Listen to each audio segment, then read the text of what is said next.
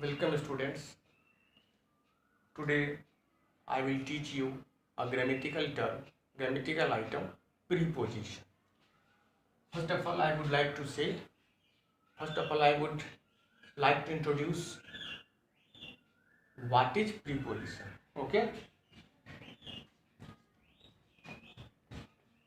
Preposition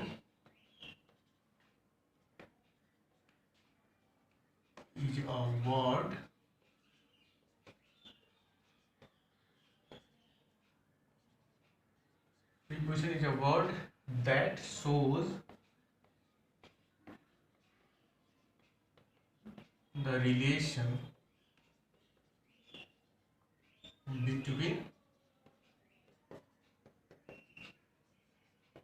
two things in regard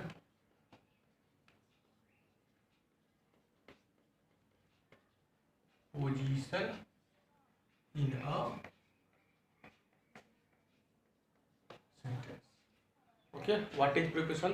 अगर आपसे भी पूछे व्हाट इज प्रीपोजिशन तो आप स्पष्ट बोलें preposition is a word that shows the relation between two things in regard their position in a sentence. मतलब प्रीपोजिशन एक शब्द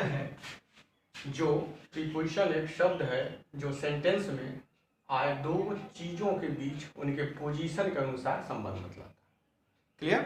what is preposition? Preposition is a word that shows the relation between two things in regard their position in a sentence. Example में आपको लिख रहा हूं, बता रहा हूं व्हाट इज प्रीपोजिशन। आप लिखते हैं there is a cat,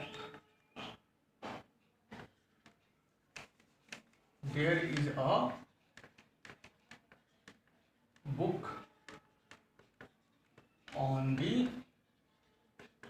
table. क्या लिखे? There is a book on the table. अगर ऑन सेंटेंस में नहीं आता है तो सेंटेंस इनकम्प्लीट है। There is a book the table, no real meaning. ठीक है, तो there is a book on the table, तो ऑन ऐसा वर्ड इस सेंटेंस में जो बुक और टेबल के बीच रिलेशन शो करता है। पोजीशन क्या है कि टेबल नीचे है, बुक ऊपर है, दोनों एक दूसरे को टच कर रहे हैं। ठीक है, व्हाट इज प्रीपोजिशन? और जैसे लिख सकते हैं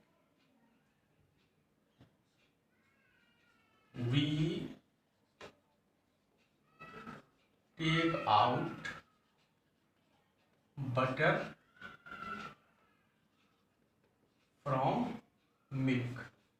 We take out butter from milk। इस सेंटेंस में फ्रॉम क्या है? प्रीपोजिशन है, क्योंकि ये बटर और मिल्क के बीच रिलेशन बताता है। ठीक है, अब मैं आपको कुछ प्रीपोजिशंस का सेट बताने जा रहा हूं जिसका हिंदी से मीनिंग सेम होता है। जैसे मैं आपको बताऊंगा अभी usages of by, from and with. एक सेट है प्रीपोजिशन का, बाय, फ्रॉम, विथ। तीनों को सेट इसलिए बोला जा रहा है कि हिंदी में बाय, फ्रॉम, विथ तीनों के लिए हम से का प्रयोग करते हैं। हिंदी में बाय, फ्रॉम, विथ तीनों प्रीपोजिशन के लिए क्या यूज करते हैं? से। जैसे ही वेंट बाय बस, वह बस से गया। ही फेल फ्रॉम द ट्री, वह पेड़ से गिरा। अभी राइट विथ अ पेन, कलम से लिखते हैं। ठीक है, लेकिन मैं आपको डिफ्रेंशिएट करना चाहूँगा बाय, फ्रॉम और विथ के यूजेस में। जैसे पहला डिफरेंस क्या है कि जनरली एक्टिव वॉइस को जब पैसिव वॉइस में चेंज करते हैं तो पैसिव वॉइस के ऑब्जेक्ट के ठीक पहले जनरली बाय का यूज होता है। ठीक है, पैसिव वॉइस के ऑब्जेक्ट के ठीक पहले बाय का प्रयोग होता है। जैसे आपको एग्जांपल बता रहे हैं, लिखते हैं राम इट्स अ मैंगो। ये आपको एक्टिव वॉइस का सेंटेंस है जिसको हम पैसिव में कन्वर्ट करते हैं, तो सेंटेंस क्या होता है? Mango is eaten by Ram, ये आपको पैसिव है, ठीक है। इस सेंटेंस में पैसिव वॉइस में आपने लिखा mango is eaten by Ram, इसमें राम क्या है? नो डाउट ऑब्जेक्ट है। इसके ठीक पहले क्या यूज हुआ? बाय। मैंने बताया था कि बाय का एक सिंपल सा यूज क्या है? पैसिव वॉइस के ऑब्जेक्ट के ठीक पहले बाय का प्रयोग होता है, ठीक है। अभी विथ का क्या होता है आपको बताने जा रहा हूं कि जब किसी इंस्ट्रूमेंट से कोई कार्य संपन्न होता हो तो उस इंस्ट्रूमेंट के पहले विथ का यूज करते हैं। रिपीट सुनिए, जब किसी इंस्ट्रूमेंट से कोई कार्य पूरा होता है तो उस इंस्ट्रूमेंट के ठीक पहले विथ का प्रयोग करते हैं। कैसे? We see with eyes. तो देखना एक काम है जो आंख के थ्रू होता है, तो देखने का काम आंख से, इसलिए आंख इंस्ट्रूमेंट है, नेचुरल इंस्ट्रूमेंट, इसलिए पहले लगा विथ, ठीक है। यानी क्या बताएं? अगर किसी इंस्ट्रूमेंट से कोई कार्य संपन्न होता हो तो उस इंस्ट्रूमेंट के पहले विथ का प्रयोग करते हैं। जैसे लिखते हैं हम लोग, और भी लिख सकते हैं, वी राइट विथ पेन। तो पेन एक इंस्ट्रूमेंट है जिससे लिखने का काम होता है, इसलिए पेन के पहले विथ। लेकिन अगर कोई इंस्ट्रूमेंट हाईलाइटेड हो, कोई यंत्र विशेष हो, तो उस इंस्ट्रूमेंट के पहले विथ की जगह फ्रॉम का यूज करते हैं। क्लियर कीजिए, जब किसी इंस्ट्रूमेंट से कोई कार्य संपन्न होता हो तो उस इंस्ट्रूमेंट के पहले विथ का यूज करते हैं। लेकिन अगर इंस्ट्रूमेंट हाईलाइटेड हो या इंस्ट्रूमेंट कोई विशेष हो, उस स्थिति में विथ की जगह फ्रॉम का प्रयोग करते हैं। एग्जाम्पल से आप समझे?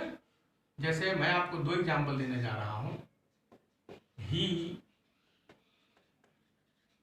किल्ड अ स्नेक विथ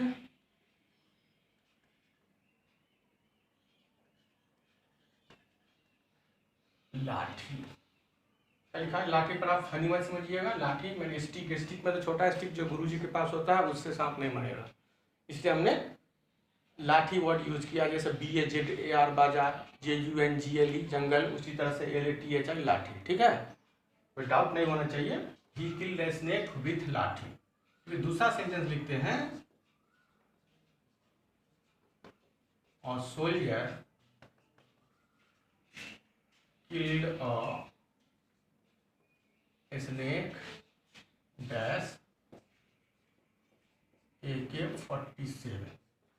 यहाँ आप विथ नहीं यूज करेंगे, ठीक है।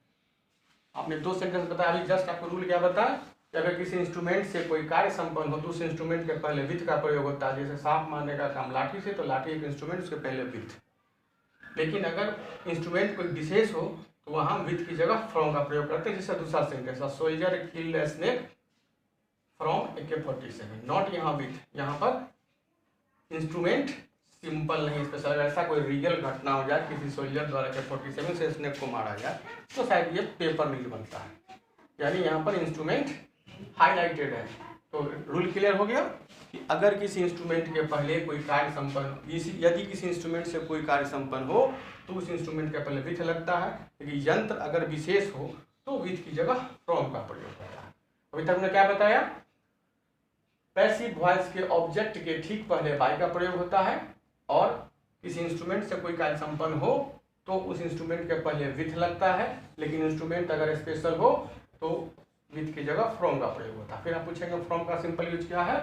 तो फ्रॉम सेपरेशन बतलाता है। फ्रॉम सेपरेशन बतलाता है। कैसे? दी गंगा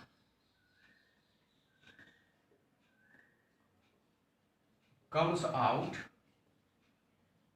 from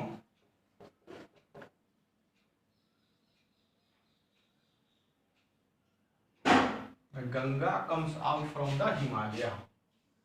यहाँ फ्रॉम सेपरेशन बतलाता है, ठीक है।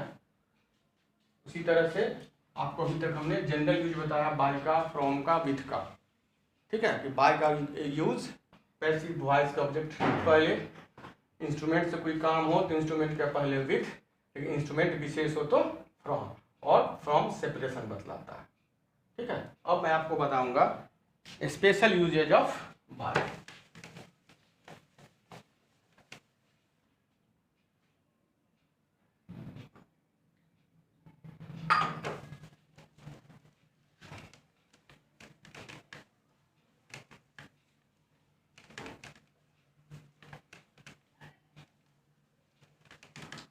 ठीक है, तो मैं नेक्स्ट वीडियो में आपको special use of by, from और विथ इंट्रोड्यूस करूंगा।